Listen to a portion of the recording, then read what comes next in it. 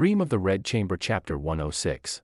Okay, let's unpack this. We open this section with the patriarch of the family, Zheng. He is visiting the matriarch, grandmother Jia, and the atmosphere is just suffocating. Yeah, you really have to understand the physical and psychological space grandmother Jia occupies in this family. Right. She's an 80-something-year-old woman who has lived her entire life in a bubble of absolute insulated luxury. She is the moral and generational center of the family. The ultimate authority figure. Exactly. And right now, she is in a state of sheer physiological terror. I mean, she is hyperventilating. The text describes her as completely undone by the sudden intrusion of state violence into her sanctuary. She basically tells Zheng, like, I have never even heard these kinds of criminal things happening, let alone seen them with my own eyes in my own house. Right. She is weeping, saying she wishes she could just close her eyes and die rather than be forced to watch the family be destroyed. It's a complete sensory overload. And honestly, it's not an overreaction. We need to look at who actually conducted this raid. Yeah, this wasn't just a standard police visit. Not at all. These aren't polite civil auditors showing up with clipboards. The family was raided by the Jinyue. Brocade guards. Yes. Historically, in the context of the Ming and Qing dynasties that inform this novel, the Brocade Guard function essentially as the emperor's autonomous secret police. Oh, wow. Yeah, they bypass normal judicial channels entirely. When they show up at your gate, they represent the absolute, terrifying, unchecked martial authority of the throne. So the threat of execution, or, the entire bloodline being exiled to the frontiers, is literally breathing down their necks. Exactly. Zheng knows his brother is currently detained by these guards. Yeah. And Zheng is doing what any son in a strict Confucian hierarchy would do, right? He is frantically trying to manage his mother's terror. He's desperate to calm her down. Yeah, he is dropping to his knees, taking the blame, saying, "We, your unfilial sons, have brought this disaster upon you." It is a performance of filial piety right at the edge of the abyss. I mean, he is trying to restore the social order of the household by taking the blame verbally, even though functionally he has absolutely no idea how to stop what is happening. Right. He's just saying the words, and just as the panic reaches this crazy crescendo, there is an interruption. A major one. A clerk from the Prince of Beijing's office arrives at the estate. He brings a decree straight from the inner court, and what happens next gives the entire family a massive, jarring case of whiplash. The emperor issues a partial pardon. It completely rewrites the reality of the crisis in, a matter of seconds. Yeah, the emperor's decree basically states that out of profound pity for the recently deceased imperial concubine, who, by the way, was a daughter of the Jia family, he simply cannot bear to bring the full weight of the law down upon her relatives. So he splits the punishment. Right. Jia Shi, the brother whose branch was directly implicated, has his property confiscated. But Jia Zheng gets to keep his government post, and Jia Lian, the nephew who had been thrown into a prison cell, is ordered to be released. It's an incredible reversal. The emperor essentially tells them to go back to work, serve diligently, and just be grateful. And the immediate reaction, of course, is overwhelming relief. I mean, Zheng literally drops to his knees, facing the imperial palace, to thank the heavens and the emperor for this boundless mercy. Naturally. On paper, it looks like salvation. But if you actually look at the mechanics of imperial power, this is a masterclass in political optics. Yeah, let's pull that apart, because this is absolutely not an exoneration. No, not at all. The emperor does not say, after reviewing the evidence, we find you innocent of all charges. Precisely. The phrasing is entirely conditional and highly calculated. The emperor is sparing them only because of their proximity to the late concubine. So it's a total PR move. 100%. The emperor must maintain the image of a benevolent, deeply feeling sovereign. If he executes or exiles the entire family of a woman who faithfully served him in the inner palace and who recently passed away, He looks like a monster. he looks callous, he looks ungrateful, and in the complex theatricality of the imperial court, that is a very bad look. So he issues a stay of execution, he hands them back their property deeds and their legal documents. He returns their formal status. Right, but he does not return their security. The sword is still hanging there. He just, lengthened the thread a bit. And the disconnect between the official stamped language of that decree and the physical reality on the ground is where things get truly dark. The gap between the paperwork and reality is huge here. Because the decree says, we are returning the assets that are not tied to illegal usury.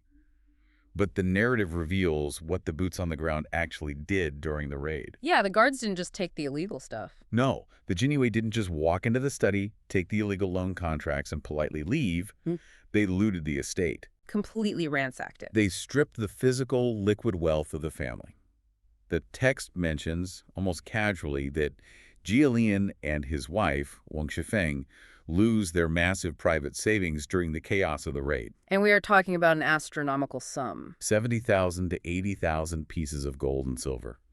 Just gone, evaporated into the pockets of the guards. It really highlights the massive gap between the law as it is written in the inner court and the law as it is executed in the courtyard. It's like imagine surviving a massive corporate bankruptcy. The SEC drops the charges, you breathe a sigh of relief, you think you're safe only to walk into your office and realize hackers drained your personal bank accounts during the chaos of the investigation. That is a perfect analogy. It's insane. So I have to ask, how much of that is a bug in the system and how much is a feature? That's the big question. Does the emperor know his elite guards are essentially acting like pirates, emptying the vaults of the aristocracy, and he just looks the other way because he can't control them? Or is this an intended, unspoken mechanism of punishment? The historical reality makes the latter deeply compelling. It is an unspoken structural feature of the imperial system. Wow. Yeah. Well, Think about it. The emperor gets to issue the benevolent, merciful decree. He retains the absolute moral high ground, appearing as a forgiving father figure to his subjects. But by implicitly allowing his enforcers to pillage the liquid, portable assets, the Jia family is fundamentally neutralized. so they are defanged without the emperor ever having to issue a violent order. Exactly. They get their official status back, they get to wear their robes of office, but they no longer have the financial resources to actually wield power. They can't bribe anyone. Right. They can't bribe officials, they can't maintain their vast network of influence. It is a highly efficient way of gutting a potential rival power center without taking the public relations hit of a mass execution. The family is left as a hollow shell. That is terrifying. It's like an immune system response that attacks a virus, but instead of killing the host cell, it just strips out all the nutrients and leaves the cell alive but entirely paralyzed. That's exactly what it is. And that paralysis forces the Jia family into a completely new, deeply uncomfortable reality. The immediate threat of the executioner is gone. The adrenaline of the raid is fading. And now they actually have to assess the damage. Which brings us to Jia Zheng sitting down with Jie. The facade has been violently ripped away, and now the patriarch actually has to look at the foundation of his own house. Yeah. Jia Zheng calls in Jie, the nephew who was just released from prison. And Jia Zheng asks a very basic, very necessary question. He wants to know how this happened. Right. He wants to know about the high-interest usury, the illegal loan sharking that triggered this imperial raid in the first place. And Jia Zheng's framing is just so revealing. It's incredible. He says, I have an official career. I don't handle the household. But we are an aristocratic family. We are nobles. We don't act like common loan sharks. Who did this? We really need to unpack Jia Zheng's psychology here because it is the root of the entire systemic failure. He is invoking the classic defense of the absentee executive. Plausible deniability. Yes, but it is deeply tied to the Confucian ideal. In that cultural framework, a true scholar official, a man of profound moral purity, does not concern himself with the vulgar mechanics of commerce. So touching money is beneath him. Exactly. Managing ledgers, haggling over interest rates, that is the domain of merchants. And in the traditional hierarchy, merchants are a lower social class. Jia Zheng's entire identity is wrapped up in his aesthetic of purity. So his ignorance isn't an accident, it's a cultivated posture. Precisely. If we connect this to the bigger picture, he views his detachment from the household finances not as a failure of leadership, but as proof of his virtue. Wow. He was busy with the big picture, reading the classics, performing government duties. He traded the actual gritty governance of his estate for the pure aesthetics of governance. And that insistence on remaining clean is exactly what created the dark, unsupervised environment where corruption could just metastasize. Absolutely. And when he asked Jillian how this happened, Jillian's response is a masterpiece of middle management deflection. Oh, he completely passes the buck. He says, I didn't have any selfish motives. The household managers Lai Da, Wu Zhendang, Dai Liang, Zhu Rui, Wang they are the ones who actually handle the accounts. Go ask them. Throwing them right under the bus. Right. And then Jillian drops the real anvil. He admits that for years the estate's treasury has been essentially hollowed out. The money is gone. The silver flowing out has vastly exceeded the silver coming in. They have been running the entire massive empire on empty accounts. Zheng is confessing that the aristocracy has been operating a massive Ponzi scheme of debt. They were maintaining the illusion of immense wealth by borrowing at extortionate rates against a future they couldn't possibly finance. Wait, he tells his uncle he doesn't even know where the original loan money came from. He has no idea. He was just rubber stamping the paperwork the managers put in front of him to keep the lights on, and the bank was funded. What we are witnessing is the catastrophic result of delegation entirely divorced from oversight. You have a massive vacuum of power. Everyone is looking the other way. Exactly. Zheng, the ultimate authority, refuses to look at the numbers because it offends his moral sensibilities. Lian, the operational manager, refuses to understand the mechanics of the debt because he's desperate to maintain the lifestyle without taking responsibility for the cost. So they created a massive blind spot, and the middle managers simply moved in and set up shop. Exactly. When the executive level voluntarily blinds itself, the servant class managers like Lai Da and Wu Xindeng gain immense unchecked power. Because they have the data. Right. They control the ledgers, they control the flow of information, they decide what the masters see and what they don't. In reality, the servants become the shadow rulers of the estate. That's wild. They are the ones actually running the imperial usury schemes, leveraging the Jia family name to extort the public, while the masters float above it all in a bubble of cultivated ignorance. Okay, I have to say, I'm not buying Zheng's excuse for a second. Yeah. No.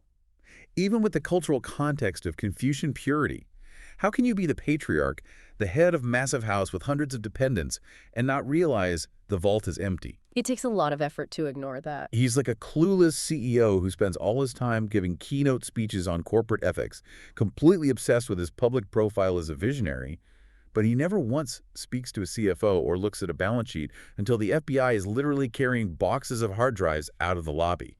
It is the ultimate failure of stewardship. He wanted the prestige of the position without the friction of the responsibility.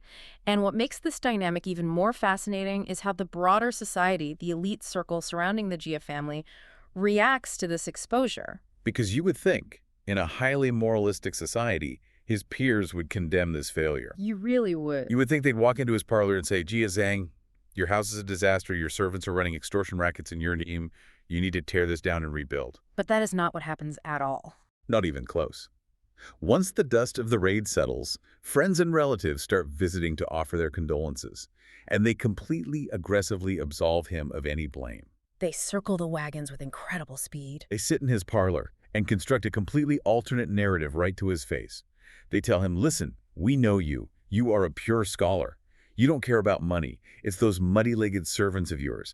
They went out into the world, they abused your good name, they spread rumors, they engaged in greed, and they ruined your pristine reputation. What we are seeing here is the psychology of elite solidarity functioning as a defense mechanism. These visitors aren't just protecting Zheng's feelings. No, they're protecting themselves. Exactly. They are actively constructing a narrative that protects the aristocracy as an entire social class. Because if the system is broken here, it might be broken everywhere. Exactly. The logic they are desperately trying to enforce is this. The hierarchical system of nobility is fundamentally sound.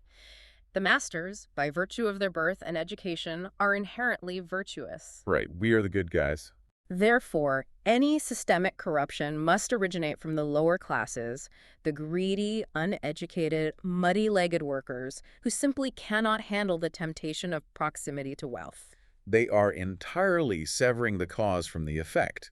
The guests want to blame the symptom, the corrupt servants, while entirely excusing the disease, which is the absentee leadership and willful negligence of the elite class. That's classic deflection. Think about modern crisis PR. When a company fails, how often is the blame shifted to, like, low-level rogue employees just to protect the board of directors? All the time. But what makes this so layered is that the guests aren't entirely lying. The servants were corrupt. The middle managers were shaking people down. They were. But they were only able to do so because the masters created an ecosystem that rewarded opacity and punished transparency. The parlor scene is a masterclass in cognitive dissonance. Right. If these visiting nobles admit that Zheng's negligence is the root cause of the ruin, they have to go home and audit their own households. And nobody wants to do that. They have to look at their own ledgers.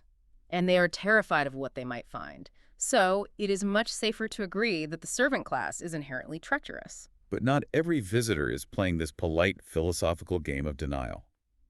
The text gives us a brilliant, jarring contrast. Sun Shaozu. Yes, a son-in-law, a man named Sun Shaozu. He doesn't come to the parlor. He doesn't offer tea or philosophical comfort. He sends a servant to demand that a massive debt be paid immediately. He does not care about their feeling. He offers zero sympathy to his ruined in-laws. He just wants his silver. Sun Shaozu strips away the polite veneer of aristocratic loyalty and exposes the brutal transactional reality of their world. He is incredibly cold. He is cold, but he is operating on the true physics of their society.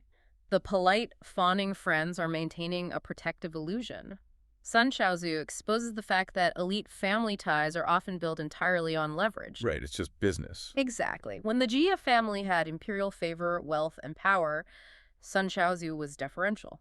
He was tied to their rising star. But now, The absolute second that leverage evaporates, his familial loyalty vanishes. He treats them not as family in mourning, but as a failing counterparty in a contract. It demonstrates that without leverage, you are prey, even to the people who married into your family. and as if the financial vulture circling aren't enough, another relative, Zhu Ke, arrives with a terrifying update. The bad news just keeps coming. He tells them that despite the emperor's nice pardon, there is a specific official in the Brocade Guard, a man named Zhao, who is aggressively pursuing the criminal case against the other branch of the family. Official Zhao is not letting it go. The investigation hasn't stopped. The wolves are still in the woods. It shatters the illusion that the crisis is over. The pardon was merely a pause button, a temporary reprieve granted for political optics. The sprawling legal and political machinery of the state is still active, still grinding forward, still looking for vulnerabilities. So while the men are sitting in that parlor, hiding behind these PR excuses, blaming the lower classes and ignoring the wolves, the narrative forces us to pivot. A really important pivot. Because the text takes us out of the public, performative space of the men and drags us into the deeply private, incredibly raw space of the women. And this transition is where the true emotional and psychological pull of the collapse is localized. The men theorize about the failure. The women actually absorb the impact. We shift our focus to a Wang Shifeng. Now, for those who aren't deeply familiar with the lore of the Jia family, Wang Shifeng is not just a wife. No, she is a powerhouse. She was the architect. She was the brilliant, ruthless, tactical manager of the entire household's day-to-day operations. While the men read poetry, Shifeng ran the empire. She kept everything moving. But right now she is bedridden. She is dying. The physical reality of the raid has broken her. That massive private fortune we talked about earlier, the 80,000 pieces of gold and silver, was hers. It was her personal war chest. It was the war chest she built through her own ruthless management and, frankly, her own usury. And it was stripped away by the raiders. Now she is just weeping endlessly. She has been entirely hollowed out. Her physical health has collapsed in tandem with her financial power. They were deeply, inextricably interconnected. Her loyal mate, Pinger, is standing by the bed, begging to call a doctor. But Shifeng absolutely refuses. She tells Pinger she wants to die. She's given up. And in this moment, she does something that not a single man in the parlor was capable of doing. She admits fault. Yes. She looks at her ruin, and she admits that her own greed, her own endless grasping for more wealth and more control, caused this. The contrast in self-awareness is staggering. I mean, Zheng blames the abstract nature of the servants. Jilian blames the paperwork. Shifeng, the operational mastermind, claims total agency over her failure. He owns it. She knows exactly what she did. She knows the corners she cut, the lives she ruined to build her hoard, and she understands the direct causal link between her ambition and the raid. And she is terrified, not just of what has already happened, but of what is coming. The other shoe dropping. She confesses to Pinger about a looming scandal that hasn't even broken yet. She talks about a situation where a male relative, Jia Zhen, forced a woman to become a concubine, which ultimately led to a suicide involving a man named Mr. Zheng. It's dark secret. Sheikh Min knows that if official Zhao and the Brocade Guard keep digging, this is going to be exhumed. And if it is, her husband Jia Lian will be implicated because he helped engineer the cover-up. Her psychological burden is immensely heavy because she possesses the one thing the men lack. Foresight. Right, she can see what's coming. She understands the interconnected ecosystem of their crimes. She sees the dominoes falling in slow motion. The raid was just the first domino. Here's where it gets really interesting. What she fears most reveals so much about the cultural stakes of this collapse. Look at the contrast. The men in the parlor are terrified of losing their physical lives, their official titles, and their property. But Weinfeng, she is terrified of losing her Mianzi, her face, her reputation. She tells Pinger she cannot bear the shame of being exposed. She says, I strove to be on top my whole life, but now I will fall behind everyone. For Jifgang, her entire identity, her core sense of self, was built on hyper-capability. She was the smartest person in the room. Always. She manipulated the massive, archaic system of the Jia family better than anyone else. She was the untouchable fixer. So for her, the prospect of being publicly exposed as a fraud, of having her intricate schemes dragged into the light and shown to be the very things that destroyed the family, is a fate significantly worse than physical death. It's the ultimate humiliation. Exactly. The men can fall back on the excuse of ignorance. Shifeng knows she can never claim ignorance because she was the one pulling every single string. She's like a brilliant but ruthless corporate fixer who finally hits a wall she can't scheme her way out of. The leverage is gone. The state audit was too deep, the secret police were in the building, and her leverage evaporated. But her reaction, refusing the doctor, desiring death, it raises a really complex question. It does. Is her desire to die a noble acceptance of responsibility? Like, is she saying, I played the game, I lost, I will accept my punishment?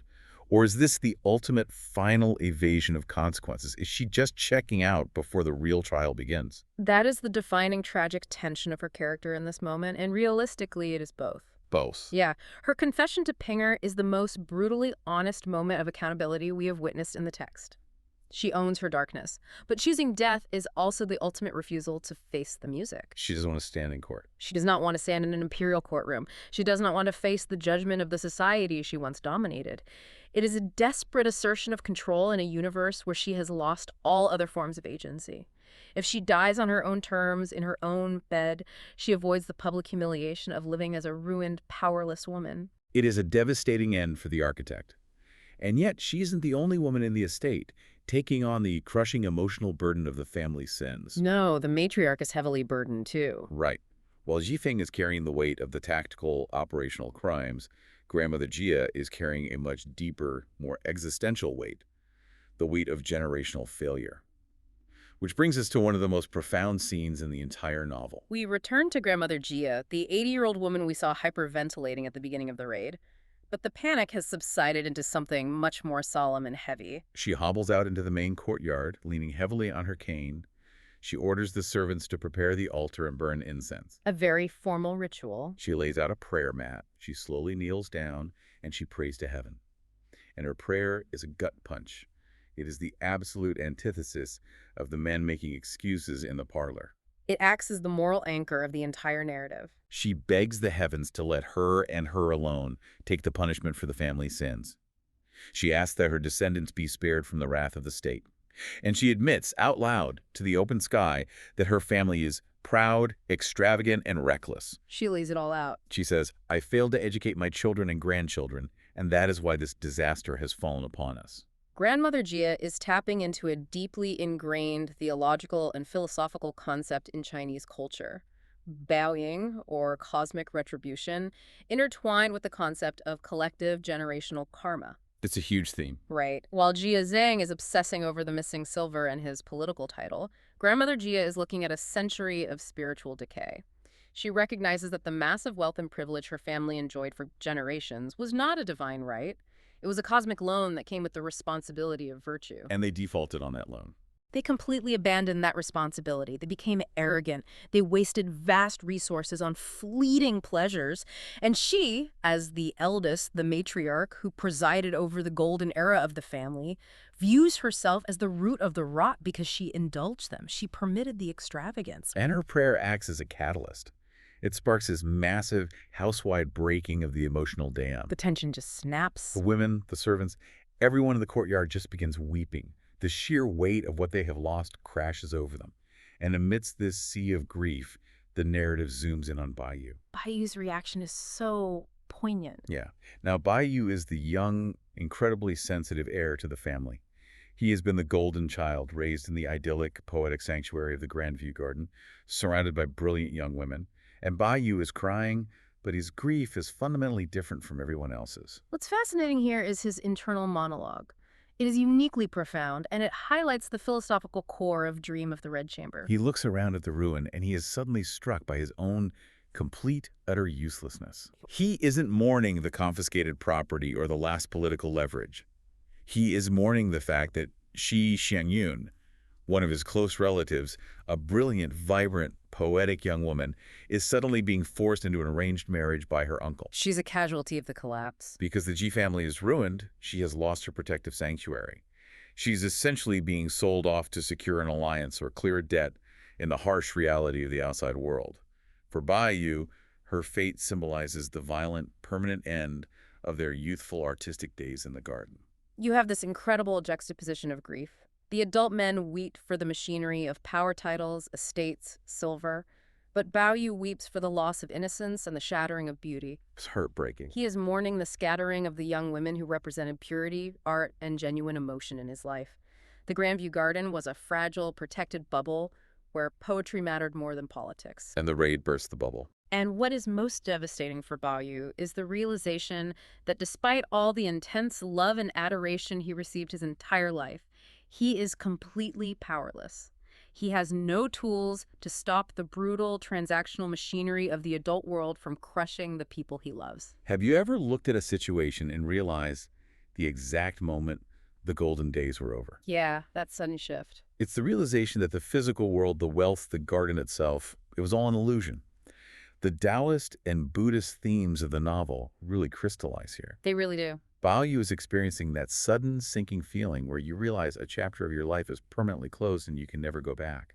He was raised to be a poet, and suddenly he is thrust into a world of secret police and debt collectors, and his poetry cannot save a single person. It is the death of youth. The garden walls have been breached. The harsh, unforgiving reality of the imperial state has flooded in, and the illusion of safety is gone forever. And speaking of that harsh, unforgiving reality, after the incense burns down and the tears dry, reality sets back in. Back to the ledger. Because cosmic karma is heavy, but it doesn't balance the books. Tears do not pay off the loans. Zheng, finally, reluctantly, has to do the one thing he has avoided his entire adult life. He has to conduct an audit. He has to actually look at the math. He demands the household ledgers. He calls in Lai Da, the head manager, and asks for the physical employee rolls and the balance sheets. And what he discovers in those pages is the true structural definition of systemic rot. This is the moment the abstract failure becomes quantified, and the numbers are staggering. Zheng discovers that they have 212 servants on the payroll. And that is just for their specific branch of the family spread across over 30 separate households. That's a massive overhead. He then looks at the revenue streams. The income from their provincial agricultural estates, the actual foundation of their wealth, is less than half of what it was during their ancestors' time. The yields are down, the rents are drying up. But their expenses are 10 times higher. Let's just sit with that mathematical impossibility for a second. Income is down by 50%. Expenses are up by 1,000%. As the text describes it, they were spending the year of the tiger's money in the year of the ox. Just burning through it. It is the definition of terminal financial velocity. They were sustaining a hyper-extravagant, performative lifestyle. The theatrical troops, the massive banquets, the seasonal wardrobes, the endless bribes required to maintain face in the capital by draining the very lifeblood of the estate. But the horrifying math isn't even the climax of this audit. No, it gets worse. Zheng is looking closely at the ledgers, trying to match the names to the faces, and he discovers something that completely shatters his understanding of his own reality. He is looking for a specific name. Bao. Bao. Earlier, Zheng was told that it was a servant named Bao who had been out in the streets spreading rumors, running extortion rackets, and destroying Zheng's reputation as a pure, uncorrupted official. So Zheng wants to find Bao on the official employee register to drag him into the courtyard and punish him. But he scans the rolls, line by line, and the name isn't there. Bao isn't on the list. He does not exist on paper. Zheng looks at his managers and demands, "How is this man operating in my name, destroying my life, if he doesn't even work for me?" And the answer is terrifying. The managers casually explained that Bao was brought in temporarily by another servant years ago. He bounced around doing odd jobs for different branches of the family, and eventually he just stayed. He operated entirely off the books, entirely in the shadows. The managers use a specific chilling phrase to describe this. Slaves having slaves. Wow. This is the ultimate terminal breakdown of the organizational hierarchy. The official servants, the ones who are actually on the payroll, had become so comfortable, so entrenched in their own acquired status that they began subcontracting their own manual labor to undocumented, desperate workers like Bauer. This is the ultimate nightmare for any manager. It is an ecosystem of parasites feeding on parasites. Think about the terrifying autonomy of an undocumented shadow workforce. It's completely unchecked. You have a phantom IT contractor who doesn't exist on HR's payroll, who was brought in for a weekend gig years ago, who never left, but who somehow has the CEO's email password and is shaking down clients. Wow. I mean, at this point, does it even matter who is officially in charge if the bottom layer of the pyramid is entirely autonomous? And the epiphany that hits Zheng in this moment is absolute and crushing. He realizes that his carefully cultivated reputation, his precious aesthetic of Confucian purity, wasn't destroyed by his own action. No. It wasn't even destroyed by the servants he officially hired. It was destroyed by a ghost. It was destroyed by an undocumented off-the-books actor who wielded the Jia name as a weapon simply because Zheng refused to look down and see who was actually standing inside his own house. It is the ultimate inversion of power. The bottom layer of the pyramid, the completely unaccountable shadow workers, are the ones who wield the actual operational power on the streets. They dictate the reality. The masters are irrelevant. Zheng realizes that his organizational chart is a fiction. He is just a hostage in his own home, holding the liability while the ghosts hold the leverage. The host has been entirely consumed by the parasites, and the host didn't even notice until the state arrived to burn the body.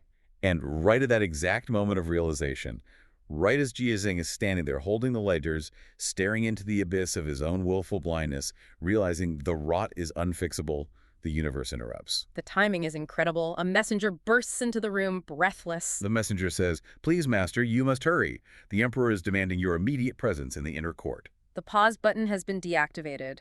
The machinery of the state is moving again.